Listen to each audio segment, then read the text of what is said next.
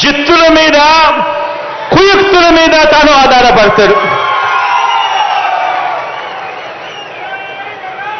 ఈ పెద్ద మనిషి మరో వ్యక్తి మీద కూడా ఆధారపడతాడు.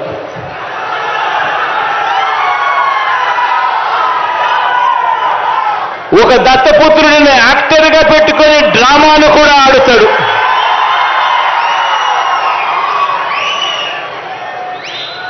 ఈ దత్తపుత్రుడు ఎవరు అనంటే,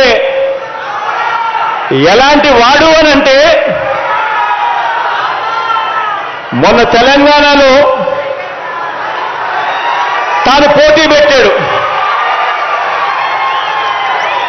తాను తెలంగాణలో అభ్యర్థులను నిలబెడుతూ పోటీ పెడుతూ తెలంగాణలో తాను అన్న మాటలు వింటే నాకు ఆశ్చర్యం అనిపించింది. ఆ పెద్ద మనిషి దత్తపుత్రుడు అక్కడ తెలంగాణలో తాను అంటాడు, తెలంగాణలో తాను పుట్టినందుకు తెగ బాధపడిపోతున్నాను అని చెప్పి అంటాడు. తెలంగాణలో తాను పుట్టినందుకు తన దురదృష్టం అని చెప్పి కూడా అంటాడు. ఇలాంటి వ్యక్తి మొన్న తెలంగాణలో ఇలాంటి డైలాగులు కొట్టిన నాన్ లోకల్ ప్యాకేజ్ ఇస్తారు ఈ పెద్ద మనిషి చంద్రబాబు నాయుడు గారికి ఇంకొక పార్ట్నర్. ఈ పెద్ద మనిషి ఆంధ్ర పాలకులకు చుక్కలు చూపిస్తా అని చెప్పి తెలంగాణలో డైలాగులు కొడతాడు. ఆంధ్ర పాలకులకు ఈ పెద్ద మనిషి చుక్కలు చూపిస్తాను అని చెప్పి తెలంగాణలో డైలాగులు కొడతాడు. ఈ ప్యాకేజీ ఇస్తారు, ఈ మ్యారేజ్ ఇస్తారు.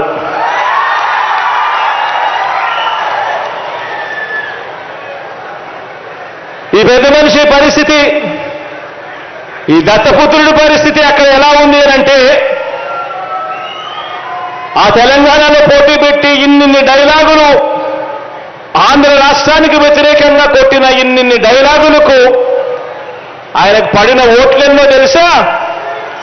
చివరికి అక్కడ ఇండిపెండెంట్ గా నిలబడిన చెల్లెమ్మ బర్రెనెక్కకు వచ్చిన ఓట్లు కూడా ఈ పెద్ద మనిషికి దత్తపుత్రుడికి రాలేదు.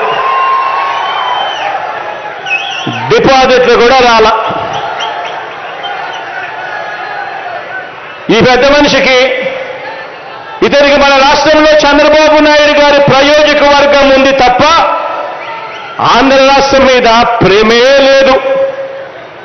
ఇక్కడ ఈ పెద్ద మనిషికి ఒక సొంత నియోజకవర్గం కూడా లేదు.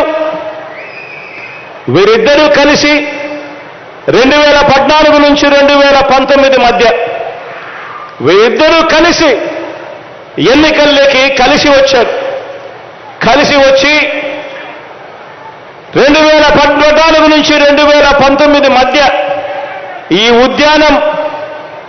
ఉద్యానం ప్రాంతానికి మంచినీరు ఇవ్వటం ఎలా అని చెప్పి కనీసం ఆలోచనైనా చేశారా అంటే అది లేదు. 2014 నుంచి 2019 వీరిద్దరూ కలిసి పోటీ చేసి కనీసం ఉద్యానం ప్రాంతం ఇంత దారుణంగా ఉంది, ఇక్కడ kidney research hospital, super speciality hospital ఇక్కడ నిర్మిస్తే ఇక్కడ ప్రజలకు మంచి జరుగుతుంది అని చెప్పి నిర్మించారా అని అంటే అది కూడా లేదు.